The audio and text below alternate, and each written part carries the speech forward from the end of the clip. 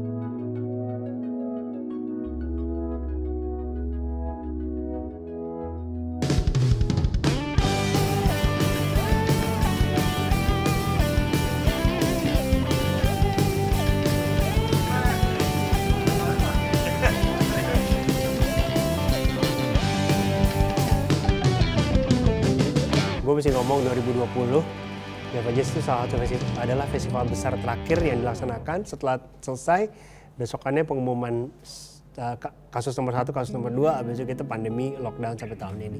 Kalau ditanya bagaimana perasaannya, ya pasti sedih ya, karena biasanya tiap tahun di bulan Maret kita selalu mengadakan festival besar-besaran, mengundang banyak musisi Indonesia, internasional, musisi muda. Saung Angklung Mang Ujo itu pertama kali tahun 2008 di Gazebo Bandung sama Mas Dwiki Darmawan. Mang Ujo itu main sebelum Mas Dwiki, dan akhirnya ngejam lah gitu ya di salah satu lagu. Di situ gue langsung buset, ini ya udah kayak musisi jazz ngejam gitu loh. Angklung itu dulu dipercaya dari daerah Jawa Barat, tepatnya di Baduy. Kenapa? Karena Baduy memang mereka ini tidak menerima budaya luar. Nah, angklung di sana dipergunakan untuk persembahan atau semacam seni tradisional yang ritual, di mana ketika orang akan menanam padi, kemudian sedang pertumbuhan, kemudian sedang panen. Jadi angklung itu hidup sebagai ritual di sana.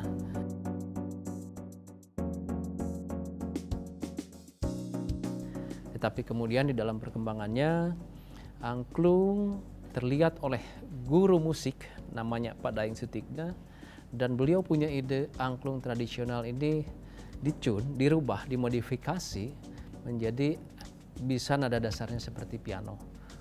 Angklung bukan hanya alat pendidikan musik, tetapi alat musik untuk pendidikan. Nah, di Jepang itu seperti itu. Nah, sekarang barangkali angklung ini sudah menyebar ke seluruh dunia, dan yang paling banyak itu di Korea. Barangkali pada saatnya nanti angklung akan lebih banyak di negara lain ketimbang di... Inilah uniknya orang kita ya. Padahal angklung itu sudah masuk oleh Menteri Pendidikan tahun 68 itu masuk ke kurikulum sekolah, tapi kemudian tidak jalan, tidak ada yang meneruskan. Saya kira di sini penting sekali peran daripada pemerintah untuk bisa bukan harus TSM ya, dalam arti yang positif, terstruktur, sistematis dan masif. Tanpa itu saya kira sulit menyadarkan orang kita sendiri untuk mencintai budayanya.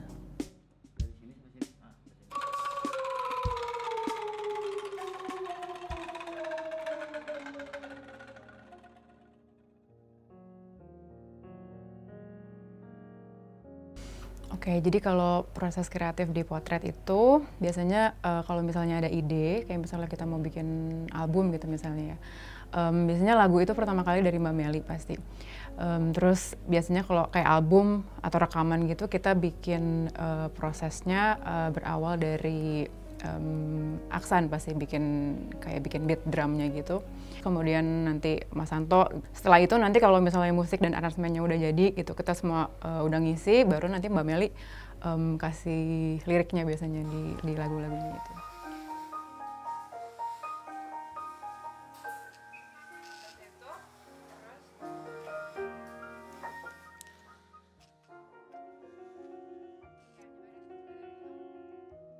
Proses kreatifnya menurut gue itu sangat detail ya kalau di potret gitu, terutama Aksan, Mas Anto itu maksudnya mereka kalau kerja itu perfeksionis.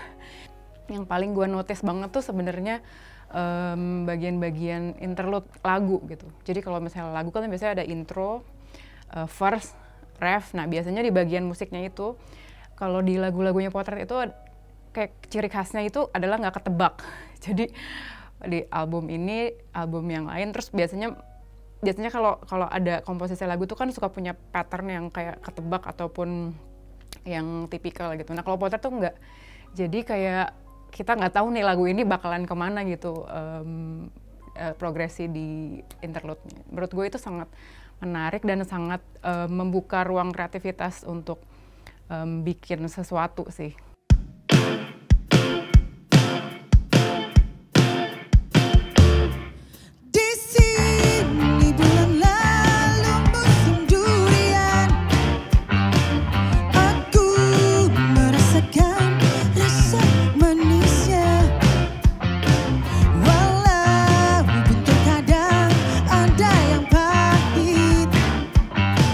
Namun aku coba mencari yang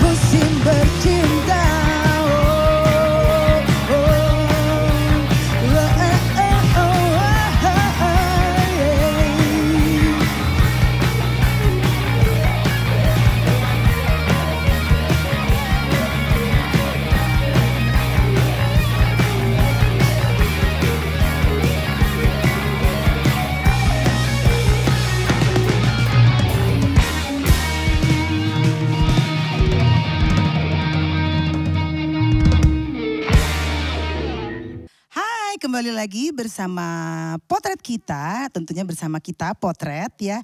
Dalam acara Potret Kita yang mana seperti episode lalu ini kerjasama bersama dengan Kemendikbud.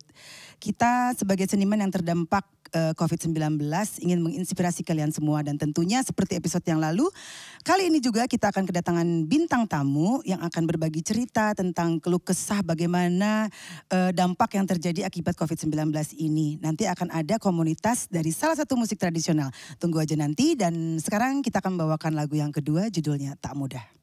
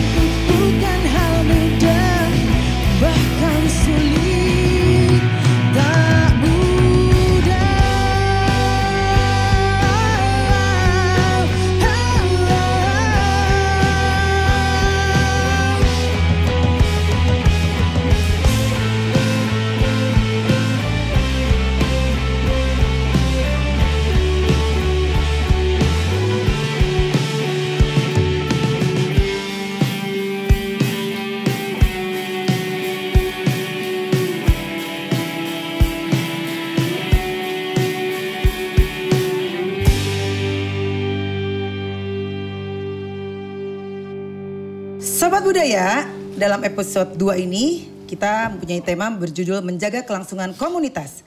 Saung Angklung Ujo didirikan oleh Mang Ujo Ngalagena dan Ibu Uum Sumiati dan telah hadir selama 50 tahun memberikan manfaat yang luas dan mengedukasi serta menginspirasi berbagai budaya untuk memperkenalkan Indonesia. Saung Angklung Ujo merupakan tempat konservasi bambu, apresiasi budaya dan tempat pemberdayaan masyarakat dengan manfaat secara ekonomi, budaya, pendidikan, serta manfaat bersama yang dirasakan adalah penyelamatan lingkungan. Saung Angklung Ujo telah teruji dan terbukti mendekatkan masyarakat luar dengan Indonesia. Hal ini berdasarkan beberapa acara yang telah dikunjungi oleh Saung Angklung Ujo di berbagai belahan dunia dengan membawa angklung ke berbagai negara dan mengenalkan budaya Indonesia. Nah, hari ini kita sudah hadir Kang Taufik Ujo di Bandung teh, kumaha damang? Alhamdulillah. Kang Taufik Ujo sareng Bira. Dira, iya teh Bira. Iya. Bira.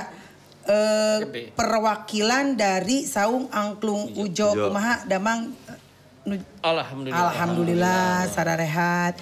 Ini yang nonton di rumah sama teman-teman potret pengen nanya-nanya. Kalau saya mah mau makan. Saya mau makan empe-empe ini warung jajan Yam sama iya teh iya kan di Palembang ya. Kalau ini dari Bayem. Oh berarti pengen deket Kang Taufik. Ini nacip. Sok tuh enggak? Kang Anto heula. Kang. Oh, Kang Anto. Apa kabar? Alhamdulillah baik saya. Jadi Kang Bira, Kang Taufik nih sekarang keadaan pandemi begini, bagaimana sih kondisinya sekarang khususnya Angklung Ujo nih? Seperti sekarang nih jumlah pengunjung, jumlah kegiatan yang diadakan komunitas ini, bagaimana keadaannya sekarang tuh kondisinya? Ya, mungkin sebelum kondisinya sekarang, kumaha nasibna ayeuna, saya ingin cerita dulu sebelum-sebelumnya seperti apa. Jadi sebelum masa pandemi, pertunjukan Saung Angklung itu setiap hari Kang Hanto. Setiap hari dan tamu yang datang itu rata-rata anak sekolah dan orang asing itu hampir 2.000 per harinya. Per hari? Saya pernah ke sana. Betul. Saya lihat per hari ke sana. Nah, waktu sebelum harus tutup tanggal 16 Maret, saya sama Kang Bira sama beberapa teman yang lain lagi di Norwegia, di Oslo. Teman yang lain, tim yang lain lagi di Singapura ya. Jawa Tengah tuh. Di Singapura. Tim yang lain laginya ada di wilayah Indonesia bagian lain. Dan tentu saja yang di Saung Angklung sedang 2-3 kali sampai 4 kali pertunjukan pada hari itu. Jadi pada bulan sebelum COVID itu. Saya cepat-cepat pulang sama Kang Bira karena sebentar lagi mau di lockdown gitu. Nah kemudian ditutuplah tanggal 16 Maret tidak boleh dulu ada aktivitas 14 hari katanya. Diperpanjang lagi. Jadi alhamdulillah yang biasanya 2.000 orang per hari dan kita jalan-jalan juga ke luar negeri, itu sekarang yang datang itu 2 orang, 3 orang. Ya Allah. Gitu. Itu mah lebih dari 90% ya? 90% lebih. Hampir 100%. Sedangkan pemain kita ada 60 orang paling tidak paketnya. Seluruh pemain kita ini sebetulnya dengan pengrajin angklung dan para pegawai hampir 1.000 orang. Nah sekarang ini banyaknya lagi tiarap. Jadi begitulah nasib kami. Jadi ini nasibnya pada hari ini. Bukan Kang. Sedih ya? Pisan. Itu ya kembali ke zaman almarhum tahun 70-an. Tamunya 2 orang, 3 orang begitu. Terus bagaimana caranya buat menjaga kelangsungan komunitasnya, Kang? Di saat seperti ini gitu. Kan tadi kan dibilang yang datang cuma 2 atau 3 orang gitu. Maksudnya bertahannya itu gimana gitu, bertahan hidup secara pribadi maupun secara komunitas lah. Ya. Sebetulnya ini sepanjang hidup saya ngurus saung sebetulnya dari kecil ikut Bapak. 95 saya baru dipercaya oleh almarhum Bapak dan keluarga untuk melanjutkan sebagai pimpinan dari Saung Angklung. Sempat tahun 98 juga kan Krismon. Betul. Itu tidak sesulit sekarang. Waktu itu ngajak teman-teman artis juga termasuk Teh Meli. Orang berkumpul lagi, pulih lagi. Sekarang ini susah kan? Jadi salah satu caranya ya kita sering juga virtual sekarang. Jadi ada pertunjukan virtual gitu. Nah saya kira juga peristiwa semacam ini juga. Galang dana juga kan ya? Galang dana gitu. Karena terus terang aja kita tadi bagaimanapun juga kita ada kewajiban untuk bisa teman-teman tadi ini bisa hidup terus. Nah, kemudian juga Kang, sebagian jualan sekarang ada yang buka booth pasar. Tuh, job shifting. Job shifting. Kemudian ada juga yang Jualan kopi keliling ada. jualan kopi keliling. Oke. Ada yang jualan bakso. Ada yang ngojek. Ada yang tani. Nah, itu yang di Kalau jualan Taning tuh ngitemin kulit maksudnya. Iya itu saya jadi agak ini karena tani bukan tening. Oh tani, oh ya. Bertani gitu. Jadi bercocok tanam.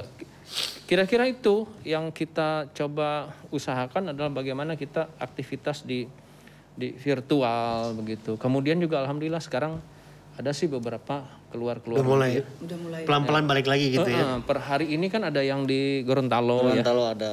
Oh. Dari aktivitas virtualnya itu bisa nggak kurang lebih bisa paling nggak menyelamatkan Ada sedikitnya. income gitu. Ya, Iya. income. Ada, tetapi sekali lagi hanya untuk terbatas orang. Kan tim kita ini tadi hampir 1.000 kan. 1.000 ya kita nggak bayangin sih 1.000 aja. Aktivitas virtual susah. dan lain-lain hanya beberapa orang saja gitu. Saya belum bisa membuat happy lagi untuk yang sekian banyaknya gitu Kang. Gitu. Ini asumsi aja ya. Iya. Kalau ini terus-menerus, pandemi ini terus-menerus berlangsung sampai setahun lagi gitu misalnya. Iya.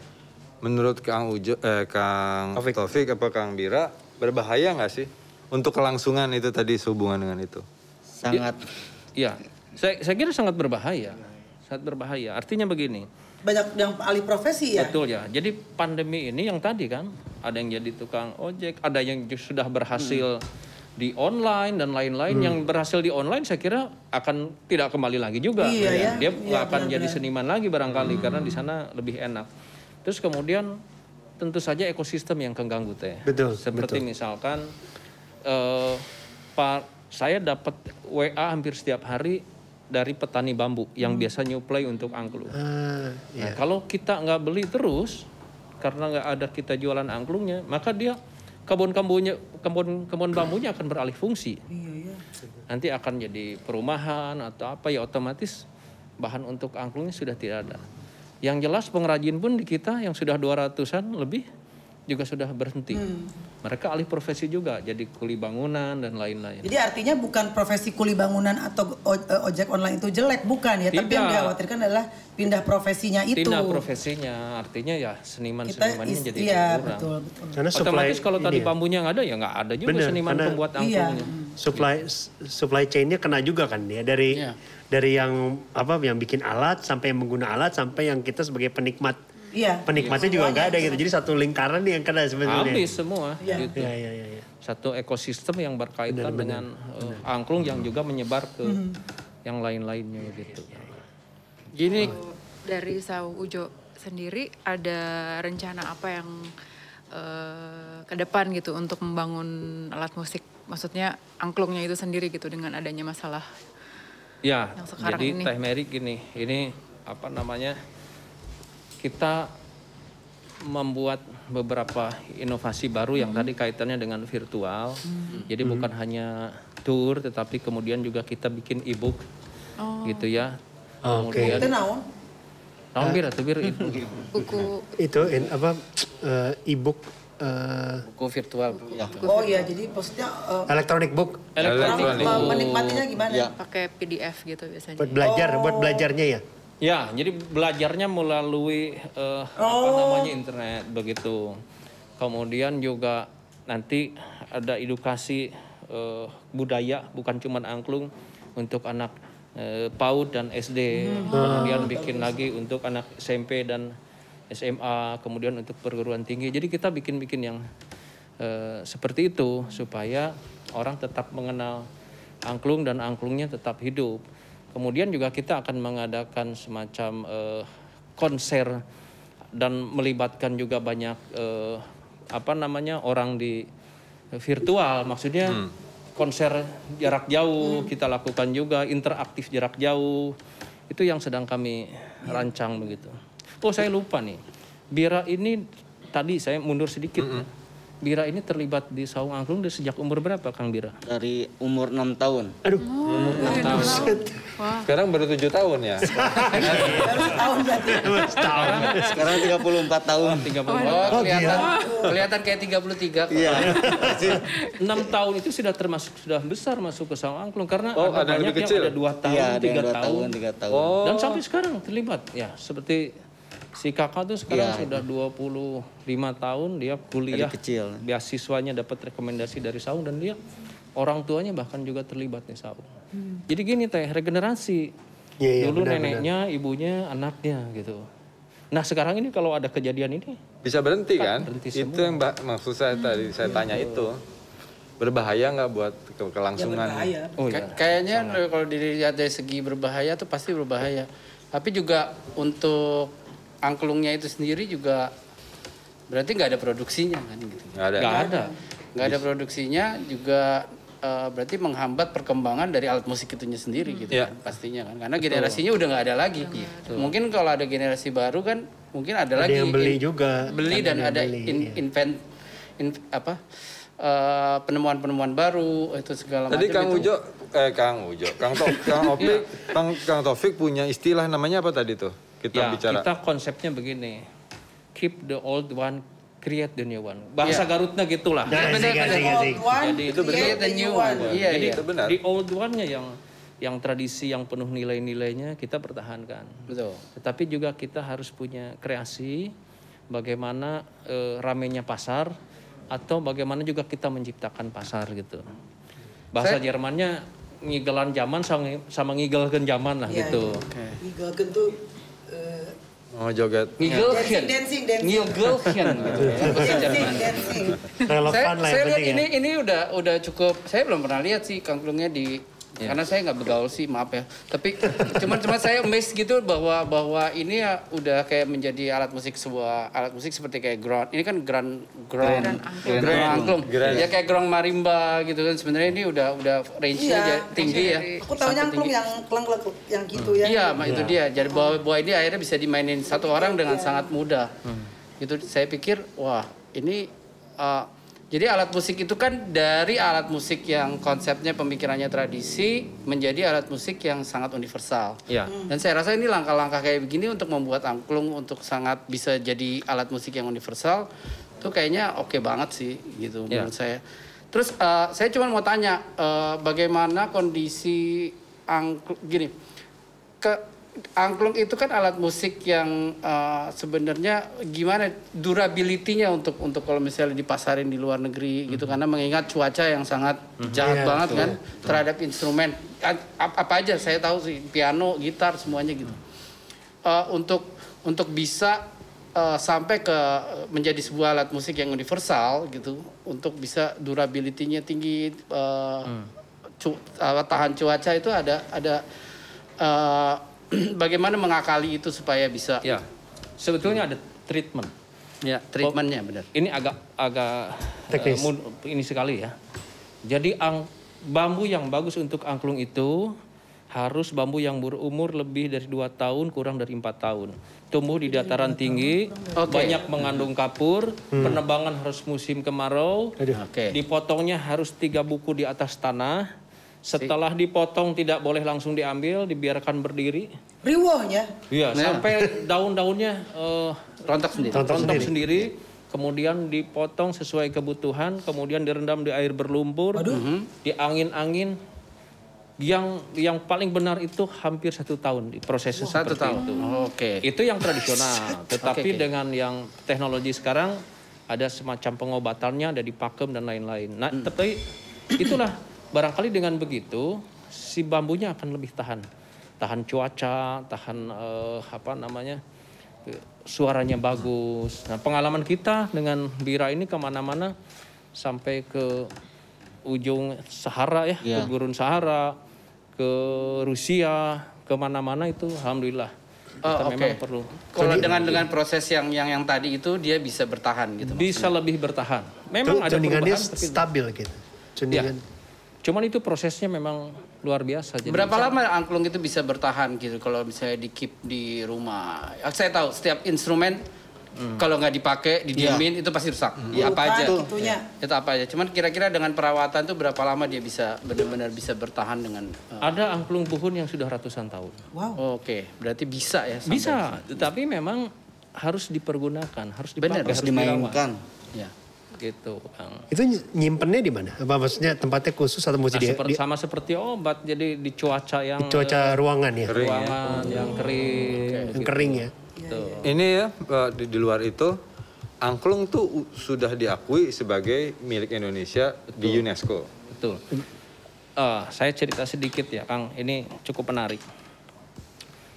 Beberapa tahun yang lalu, tepatnya tahun 2009, saya mau dikunjungin raja dari negara tetangga. Tapi kemudian saung angklung dianggap belum cukup aman untuk kunjungan raja. Sehingga kita mainnya di hotel di daerah Bandung. Rencana mainnya itu dinner. Jadi kita siap-siap dari pagi teh untuk acara pertunjukan di dinner raja. Tapi jam 8, jam 9, jam 10 malam, jam 11 itu raja belum ada. Bangun-bangun dia ke tempat dinner itu datang itu jam setelah adan subuh. Iya, subuh. Setelah adan subuh. Bukan dinner. Karena rajanya orang tidak mau ada yang berani bangunin raja. Gitu. Jadi main subuh. Nah, tetapi alhamdulillah teman-teman Bira ini punya semangat sehingga tetap berkualitas. Dan besoknya kita diundang ke negara tersebut. Kita main 1 minggu ya. Ya, di sana. Ketika pulang dari sana saya dapat selembaran ini di sana. Oh, welcome to the Malaysian Bamboo Culture Night. Gambarnya angklung. Jadi saya main itu ternyata judulnya The Malaysian Bamboo Culture Night. Nah, sempat seperti itu. Oke. Bahkan saya ketika pulang 3 hari di Bandung diminta ke Jakarta lagi oleh pembesar negara di sana. Dia tanya asisten saya yang biasa instruktur angklung, "Hei kamu, berapa dibayar sama Taufik?" katanya. Belum dia jawab, kalikan 8. Tugasmu sama Taufik ngurus 1 tahun pertama itu 1 university. Harus bisa angklung. 2 tahun kedua, tahun kedua 5 university. Tahun ketiga seluruh sekolah yang ada di tempat kita. Sampai segitu. Dan saya pulang dibekalin uang. Luar biasa. Yang menyedihkan teh, sementara saya tuh ke Jakartanya berangkat pakai kereta. Dan di situ ada waktu itu film budaya Indonesia. Di sana tidak ada angklungnya. Sementara yang saya bawa selain flyer itu adalah film Truly of Asia. Di situ ada Siti Nurhaliza, ada permainan angklung. Nah waktu itu begitu. Tapi kita rehat bentar nih. Ya. Kita lanjutin yang habis ini ya.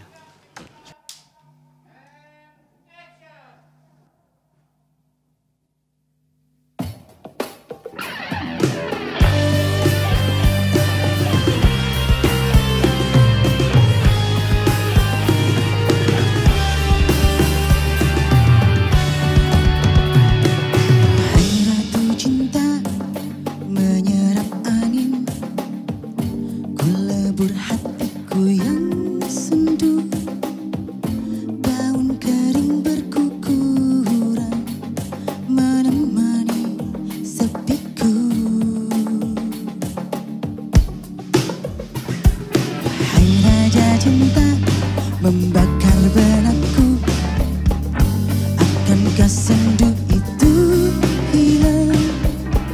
Sementara aku di sini menanti cinta. Kan ku lukis dengan jari ini setiap gambar cerita tentang kita, jiwa yang di malam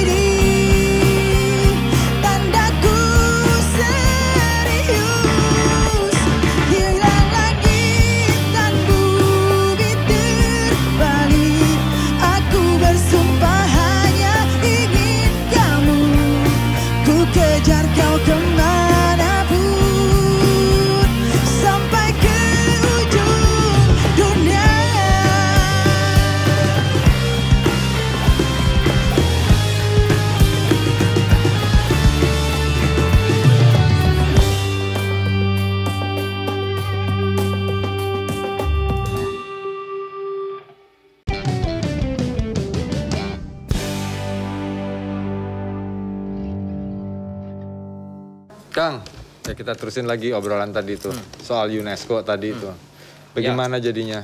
Ya, kan berbekal itu saya perlihatkan sama pembesar-pembesar di Indonesia. Saya bilang ini khawatirnya nanti negara lain yang mengklaim. Nah, setelah itu barulah sibuk Kang di Indonesia itu. Sehingga alhamdulillah dengan berbagai kementerian akhirnya tahun 2010 pasnya tanggal 16 November itu angklung dinobatkan sebagai intangible culture heritage come from Indonesia. Keren. Itu artinya angklung adalah warisan budaya tak benda di Indonesia. Kenapa tak benda? Maksudnya ada nilai-nilainya teh. Angklung bukan hanya sekedar alat musik, tetapi angklung alat musik untuk pendidikan. Nah, kemudian angklung harus hidup dan menghidupi. Seperti di Saung Angklung ada ribuan orang, kita hidup. Mereka juga hidup, para petani bambu, para pengrajin, mereka juga hidup. Nah, tetapi teh ini Kang Anto ya sama Kang Isan dan teman-teman potret, khawatirnya begini, bukan tanpa syarat. Kalau angklung itu tidak terlindungi, terpromosikan, dan terregenerasikan, terlindungi, terpelihara, terpromosikan, dan terregenerasikan, maka UNESCO bisa menarik kembali. Jangan sampai gitu dong. Ya, kalau misalkan dengan pandemi ini kita tidak ada upaya apa-apa, bisa seperti namanya itu makanya kita namanya harus bergerak kreatif. Betul. Jadi dalam kesulitan pun bergerak kreatif diperlukan. Ya, semoga aja tadi cerita dari Kang Taufik ini kan menginspirasi banyak orang. Karena kan masuk pemerintah juga mungkinnya bahwa ini kan aset negara yang sangat amat tinggi gitu. Nggak hanya itu. Saung Angklung Ujo ini kan salah satu komunitas aja. Ada berapa ribu komunitas angklung? Di Pasundan. Sekarang ini sudah banyak juga di luar negeri. Kita ini kemarin sudah punya database sampai hampir 100 tim yang bergabung dengan luar negeri. Maksudnya grup-grup angklung yang besar di luar negeri. Di Amerika, Inggris, Jerman, Jepang, Argentina, Korea, dan lain-lain. Itu sudah seperti itu. Artinya dianggap penting oleh dunia. Tapi pelajarannya tadi kita bicara Malaysia, kita nggak perlu juga marah-marah ke Malaysia seperti itu. Karena mereka ini menurut saya begitu senangnya, begitu apresiasinya terhadap budaya-budaya yang menurut mereka ini luar biasa menarik gitu ya. Masih tetangga lah, masih deket lah. Betul. Jadi mungkin mereka juga bukan masalah uang. Tapi bagaimana mereka ingin melihara, ingin mengembangkan, ingin menumbuhkan angklung ini gitu. Jadi saya kira kita ambil positifnya aja gitu ya. Jadi harapan yang ingin disampaikan tuh sekarang untuk keberlangsungan angklung ini bagaimana kira-kira? Jadi kita bisa Kang Taufik, masyarakat, pemerintah gitu. Ya, harapan saya begini Kang. Jadi kita ini harus bersinergi, kita ini harus bersama.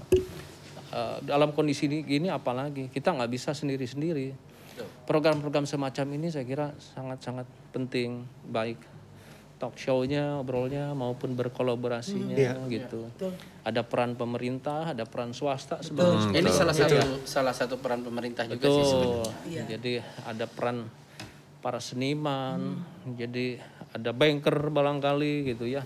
Nah ini sangat penting pentahelix di sini atau tripart untuk kita bisa tumbuh berkembang lagi bersama gitu. Bukan hanya bertahan tapi berkembang. Hanya gitu. bertahan benar. Karena gini, tadi saya balik lagi ke kenapa Saung Angklung sekarang drop sekali dari 2.000 orang sampai hanya 2-3 orang, 5 orang, 6 orang gitu. Karena mohon maaf ini orang Bandungnya sendiri ternyata hanya 2% dari grafik yang nonton punya Saung. Jadi yang banyak datang tuh justru dari luar daerah turis dan dari luar negeri. Mungkin kudu direah-reah ke pemerintah daerahnya. Termasuk tanggung jawab teteh no orang Bandung bagaimana? Reus kanu seni budayana gitu. Tadi janji main di Saung ngajak orang-orang Bandung. Ini justru saya tuh kan tadi kan katanya Kang Taufik kan keliling dunia ke Norwegia segala. Saya tuh di potret udah 25 tahun Kang, belum kemana-mana. Ini rencananya saya kalau udah pandemi mau pindah aja. Mau pindah jadi vokalis Kang Taufik. Taufik aja. Saya bisa dalam sebulan 2-3 kali. Iya, sorry ya. Sorry, gue pindah. Sekali lagi terima kasih Kang Taufik sudah datang ke sini ke potret kita, terus cerita panjang lebar. Terus kan ini teh acuk dari saya, ini teh clothing saya Ale Abe Collection. Maksudnya pada dijantenkan oleh iya, brosna kanggo saya, gantian tukeran. Acuknya kanggo abdi. Mohon gitu.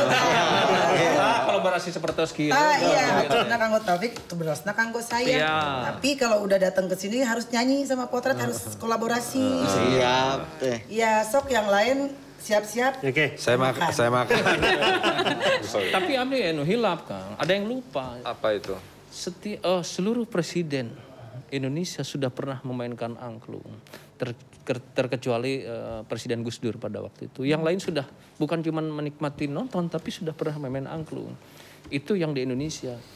Tetapi yang di luar negerinya juga ya? Barack Obama, Thatcher, Presiden Korea Utara, Presiden Korea Selatan, Korea Utara. Pangeran Indro. Wah, Korea Utara bisa main angklung. Korut sama Korea Selatan main bersama-sama. Jadi dengan bermain angklung bersama mereka tidak ingat bahwa mereka sedang bersih tegang, tapi ketika main angklung seperti manehan gitulah. Saya semakin bulat kan mau pindah ke angklung tujuh. Mohon maaf teman-teman potret. Saung kita nanti. Ya sok atau siap-siap. Iya Kita deh, kolaborasi. Siap. Jadi proyek pertamanya tim Teteh yang ke Saung dulu, betul? Iya. Ngajak teman-teman di Bandung untuk bisa... Boleh, siap. Nah, gitu Bir, catat Bir. Oke, siap teh. Catat. Tapi tong hilap makanannya. Oh, siap. Yuk. Oke. Nuhun, saya mau makan Kang, ini makasih, Kang, ya. tempe, Makasih ya. jajan, Kang siap. Kang Isan, Teh Mary, Niko.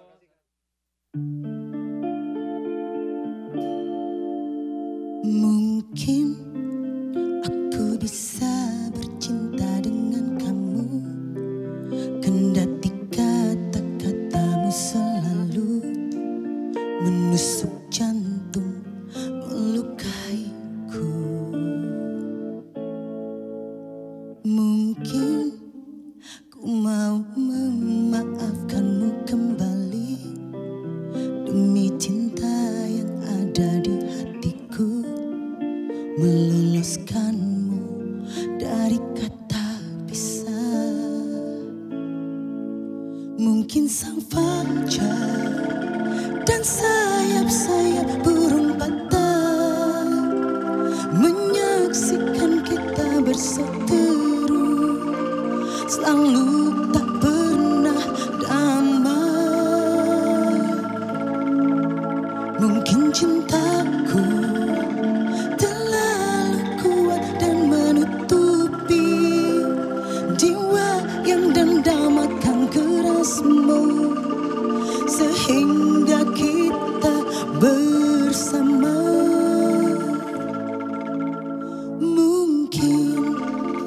Mungkin ku mau memaafkanmu kembali demi cinta yang ada di hatiku, meloloskanmu dari kata bisa.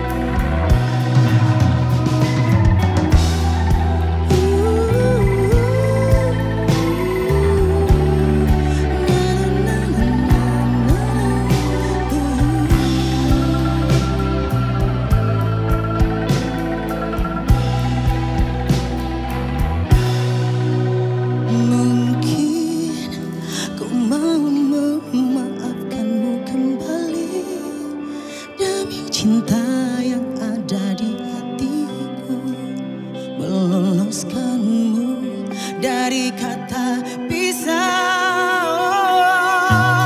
Mungkin sang fajar dan sayap-sayap burung patah menyaksikan kita berseteru, selalu tak pernah damai.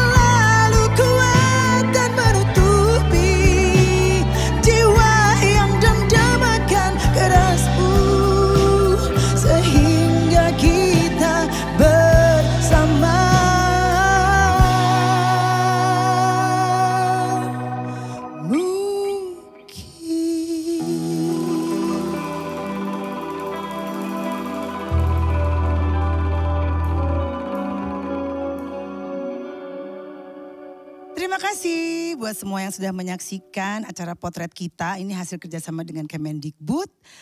Semoga ini menjadi inspirasi buat kalian semua, khususnya untuk para seniman, para budayawan, dan semua yang terdampak COVID-19. Dan jangan lupa nanti saksikan potret kita episode 3. Dan aku minta jangan lupa ya subscribe, like, dan komen yang positif. Sekali lagi saya juga mengucapkan terima kasih untuk Saung Angklung Ujo yang sudah menjadi tamu spesial di potret kita episode kedua. Sampai jumpa di episode ketiga.